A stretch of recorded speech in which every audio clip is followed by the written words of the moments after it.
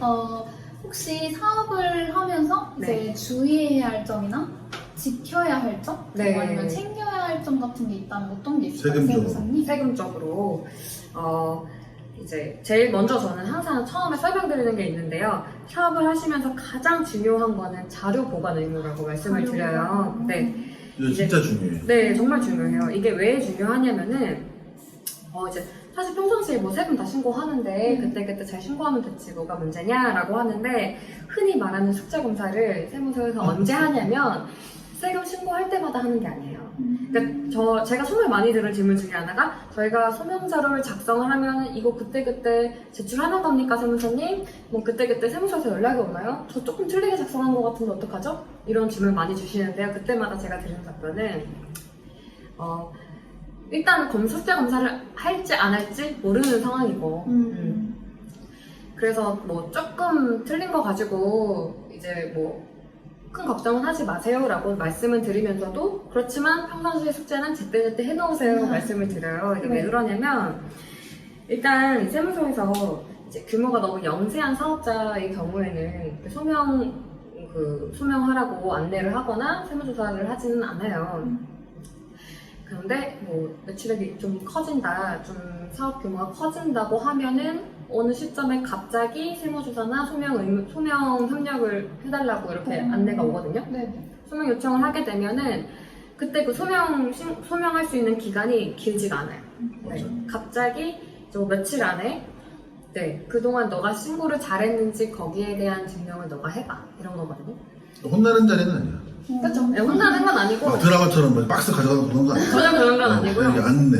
네, 그래서 안내를 드리면 그때 이제 만약에 소명을 제대로 못하면 제일 큰 문제는 그거죠. 저희는 고객이 결제한 금액 총 매출액에 대해서 부가세를 매겼을 때 차이가 많이 크다 보니까 이제 거기에 대한 뭐 세금 폭탄이다 아니다 뭐 이런 식으로 문제가 생기는 거거든요. 그래서 몇 년치를 한꺼번에 볼 수도 있기 때문에 그때 이렇게 언제 들이닥칠지 모르는. 그쵸. 네. 그렇기 때문에 그때 우리 그 소명자료라고 말하는 그 구매된 이익을 그때 제때 잘 산출을 해놓으셔야 되고 또 사실 우리가 작성하는 그 흔히들 엑셀로 작성하시는 그 장부는요 그 매입에 대한 원시 증빙이 되지는 못해요. 그냥 단순한 요약표라고 생각하시면 되는 거거든요. 실제 매출과 매입에 대한 입증은 돈이 오고 가는 돈의 흐름과 그 거래를 증명할 수 있는 계약서 혹은 거래명세서나 뭐 주문 내역 같은 거 있죠? 네. 실무적으로 우리가 이제 주문하고 뭐 매입하고 할 때 발생하는 그런 서류들 이제 그런 서류들이 실제 입증 자료가 될 수 있는 거거든요. 이제 그렇기 때문에 그런 것들을 저는 소명자료만 작성을 잘 해놨으니까 이런 거 보관할 필요 없다고 생각하시면 안 되고요. 소명이 나올 때는 그 원시 증빙까지도 요구할 수가 있기 때문에 그때 매입 자료 같은 거나 매출 자료를 잘 저장을 해놓으시면 좋을 것 같아요. 그럼 매출 네네네. 자료 같은 거는 해당 그 마켓에 가면은 다 받을 수 있는 거예요? 네네. 요즘 이제 오픈마켓 많이 이용하시는데 거기서 정산 내역 다운받아가지고 저장만 잘 해놓으셔도 좋을 것 같거든요. 그래서 제가 정해진 방법은 아니지만 흔히들 사업 처음 하시는 분들한테 그냥 차라리 제가 처음에 이렇게 하세요 라고 말씀드리는 것들이 있거든요. 한번 말씀드려볼게요. 첫 번째로는 우리가 사업 관련한 비용을 지출하실 때는 국세청에 등록한 사업용 신용카드랑 사업용 계좌를 이용하시면 좋아요. 네. 혹시나 비용을 누락했더라도 나중에 소명 과정에서 더 추가로 비용 인정을 받을 수도 있고요. 네네. 그리고 두 번째로는 우리가 이제 오픈마켓에서 매출 정산 받으시잖아요. 그때도 딱 정해진 한 계좌를 이용하시면 이건 꼭 정해진 정답은 아니지만 사업하시다 보면 본인도 나중에 시간이 지나면 까먹을 수 있잖아요. 근데 이제 한 계좌만 사용을 하시면 이제 거기에 다 기록이 나와 있기 때문에 소명이 용이하고요. 또 세 번째는 기본적인 거지만 세금 신고를 제때 한다. 근데 세금 신고는 언제 하는 거예요? 제일 큰 거는 이제 부가세, 종합소득세 두 가지가 있고요. 만약에 인건비가 발생하면 원천세가 있는 건데요. 부가세는 1년에 2번이에요. 그래서 7월에 한 번, 1월에 한 번. 근데 만약에 간이과세자면 1년에 한 번만 하시면 되는 거고 종합소득세는 1년에 한 번인데 5월 달에 5월. 네, 매년 다음 연도 5월에 네, 다음 종합소득세를 신고를 하고요. 인건비가 발생할 때는 원천세라고 해서 네. 이거는 매월 신고 납부를 하셔야 돼요. 매월. 그래서 이렇게 평상시에 지출하는 뭐 수입과 지출에 대해서 필요로 하는 세금 신고를 제때제때 하시면 이제 나중에 큰 문제가 발생하지 않을 수 있겠죠.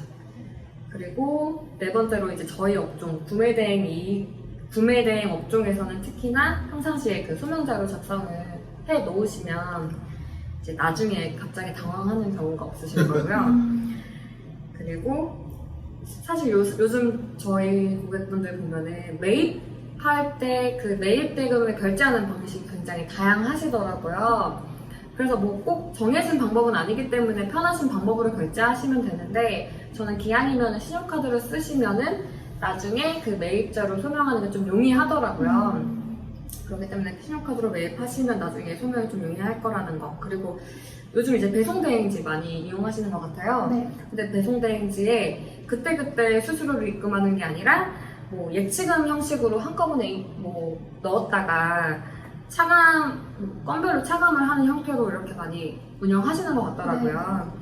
그래서 그때는 저희가 그 계좌에서 송금한 내역이랑 실제 배대지에서 차감된 내역이 다르게 되잖아요. 네. 그러니까 배대지에서 차감된 내역을 그때그때 잘 백업해 주시면 좋을 것 같더라고요. 근데 이거는 배대지마다 그 자료는 너무 다르기 때문에 네, 뭐 어떻게 일괄적으로 설명을 드릴 수 없겠는데요. 뭐 홈페이지에서 다운받을 수 있다면 그런 거 잘 다운받아 주시면 좋을 것 같습니다.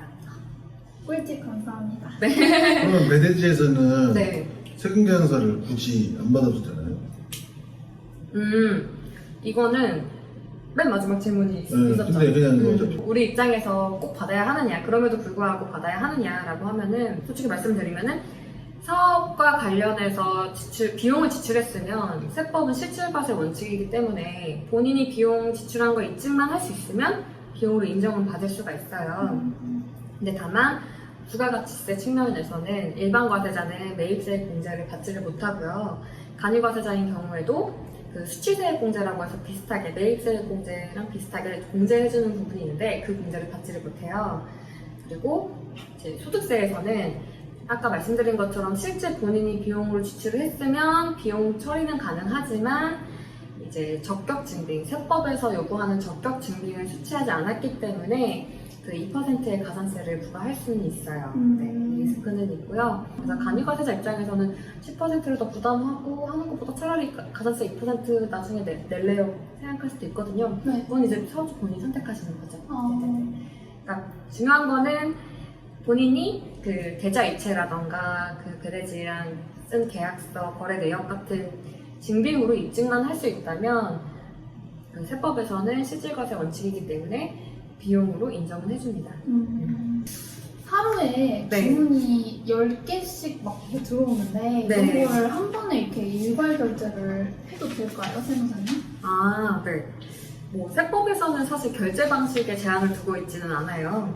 그렇기 때문에 저희가 세금 신고하는데 지장이 없다면 네. 일괄로 결제를 해도 상관이 없거든요. 근데 저희가 세금 신고할 때는 건별로 구매대행 이익을 산출을 해야 하잖아요. 네. 그렇기 때문에 결제는 한꺼번에 했더라도 소명자료 작성을 할 때는 주문 건별로 한 소비자가 주문한 거에 대한 그 관련 매입 비용을 쭉 써서 마지막에 구매대행 이익을 산출할 수 있게끔 이렇게 작업을 해주시는 게 좋습니다. 그렇군요. 결제는 한 번 해도 되는 거예요? 네, 됩니다. 나도 바꿔야겠다. 나도 하나씩 했는데.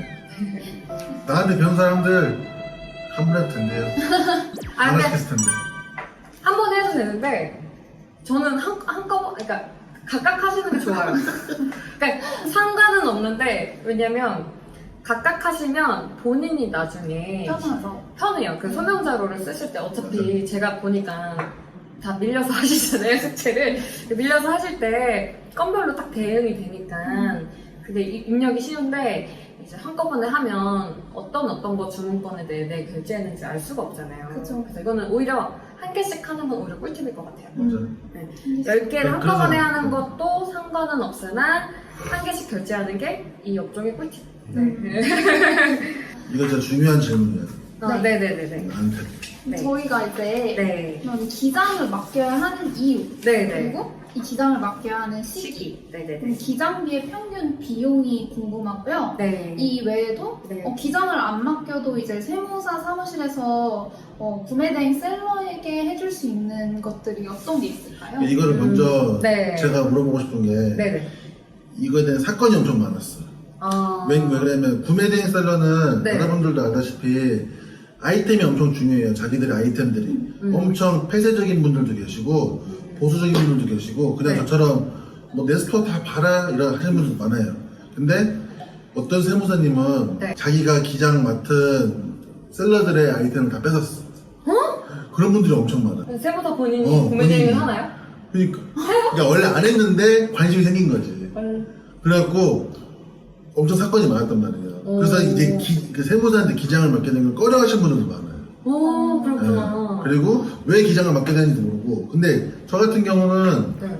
진짜 세금에 대해 아무것도 모르니까 기장 맡긴 거예요. 네. 아무것도 모르니까 솔직히 학원비 한 달에 11만 원씩 낸다 생각하면 되는 거야. 네. 그러면 다 알려주는데 물어보면.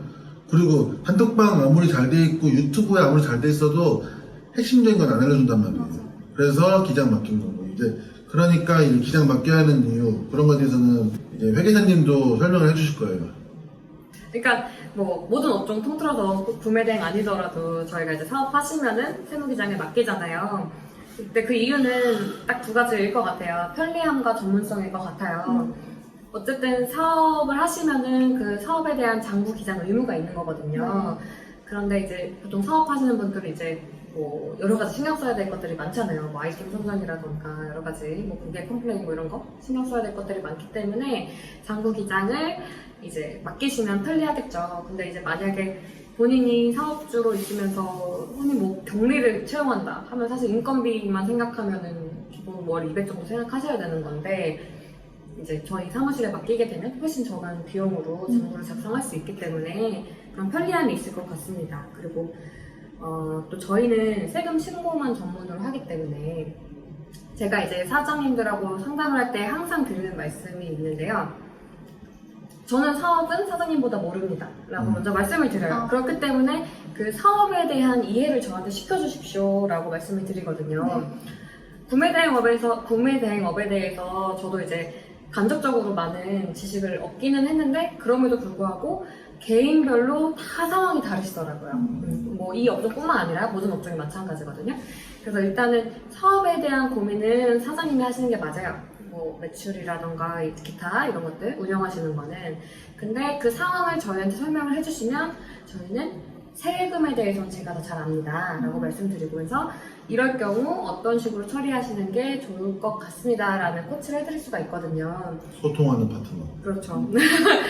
그래서 이런 전문성이 있기 때문에 또 저희 같은 세무사, 저도 이제 사업을 하는 입장이잖아요. 그러니까 저희 사업이 필요로 하는 게 그 여러 가지 업종에 있어서 각각에 맞는 세무 처리를 저희가 고민해드리고 알아봐드리고 그대로 또 맞게 신고를 해드리는 거거든요. 그리고 이제 단순히 세금 신고만 생각하시거든요. 그리고 처음에는 세금 신고만 해도 무리가 없어요. 그러니까 처음에 아까 말씀드린 것처럼 간이가제라로 하면서 집에서 작게 시작해서 본인이 한다 하면은 뭐 그때는 뭐 인건비가 들어가지도 않을 거고 기타 비용이 들어가지 않기 때문에 그러니까 본인이 뭐 그때 이익 잘 산출하시고 부가세 신고하시고 소득세 신고하는 게 크게 무리가 없을 거예요. 근데 이제 이게 사업이 커지면서 그 여러 가지 변수들이 생기거든요. 그리고 또 비용도 많이 지출하게 돼요.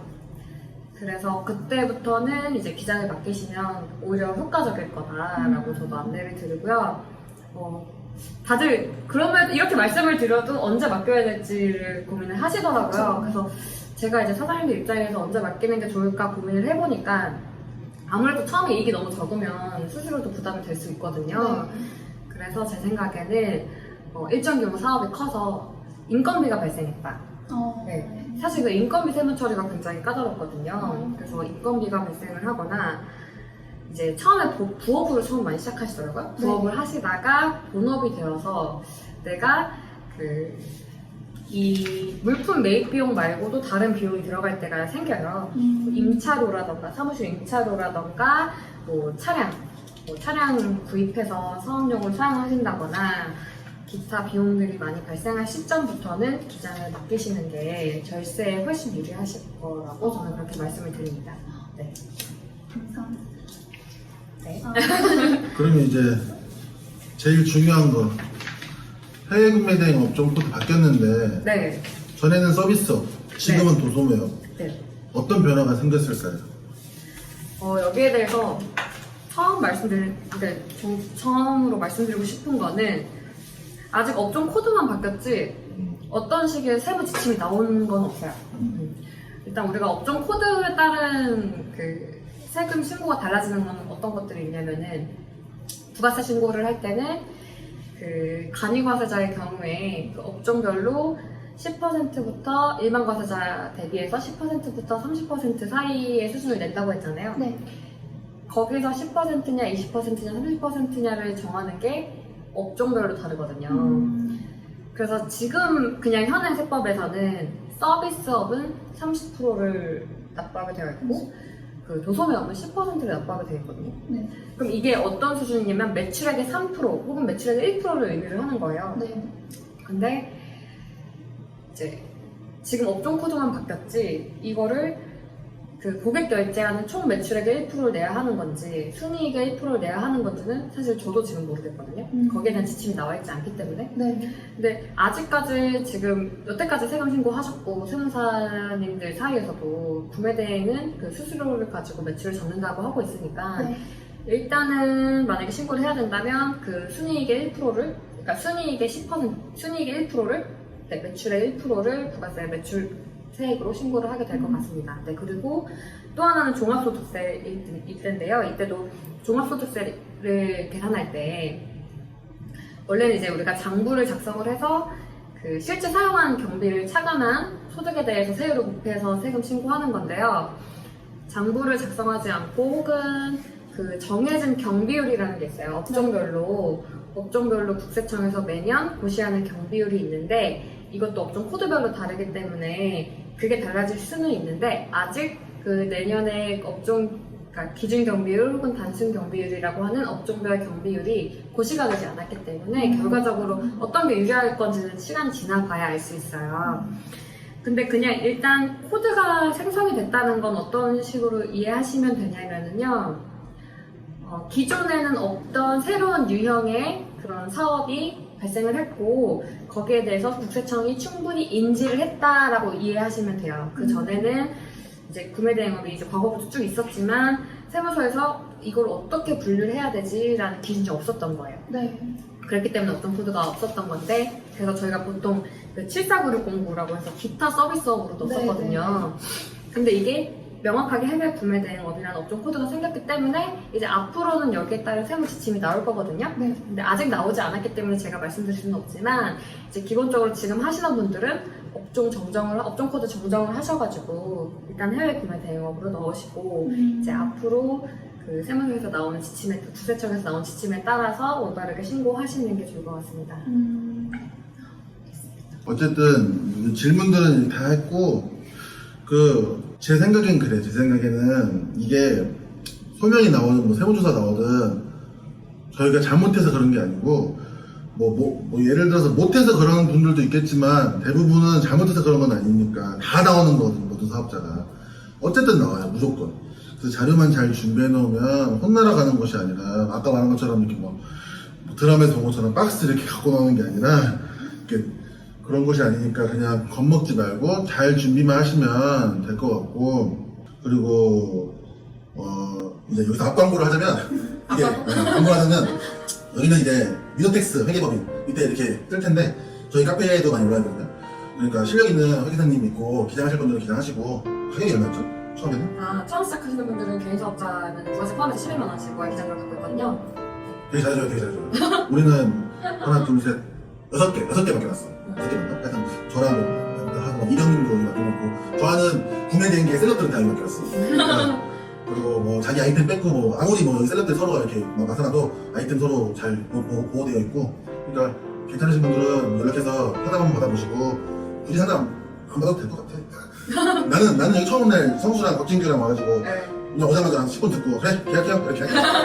그래서 제가 이거 영상에 찍으려고 이제 흔쾌히 동의했던 이유가 뭐냐면은 다들 궁금해하시는 게 비슷하더라고요. 맞아. 근데 이제 저도 이제 친절하게 상담을 해드리고 싶은데 사실 제가 만약에 구매 대행 업만 하면 사실 저희 사무실 들어가질 않아요. 네, 솔직히 말씀드리면 저는 정말 아까 말씀드린 것처럼 기장 업무를 하는 거는 이제 저희 직원들이 다 하고 있는 건데 제가 주로 하는 거는 이제 세무서에 직접 대응하고 소명하고 세무조사하고 이런 일들을 주로 많이 하기 때문에 제가 이제 몸이 한계인지라 많은 분들한테 이렇게 친절하게 상담해드리기가 어렵더라고요. 근데 어차피 궁금해하시는 게 다 비슷비슷하기 때문에 이 영상 보고 많은 분들이 이해하셨으면 좋겠습니다. 영상 보고 느낀 점 있는 분들은 연락하시고 혼자 하실 분도 혼자 하시고 그리고 이 오늘 얘기한 거에 대한 질문지랑 답변에 대해서 제가 PPT를 만들어서 이메일로 보내드릴 테니까 그 구독과 좋아요 그리고 댓글 꼭 불러주세요. 댓글에 이메일 써줘야 내가 보내줄 거예요. 그러면 안녕.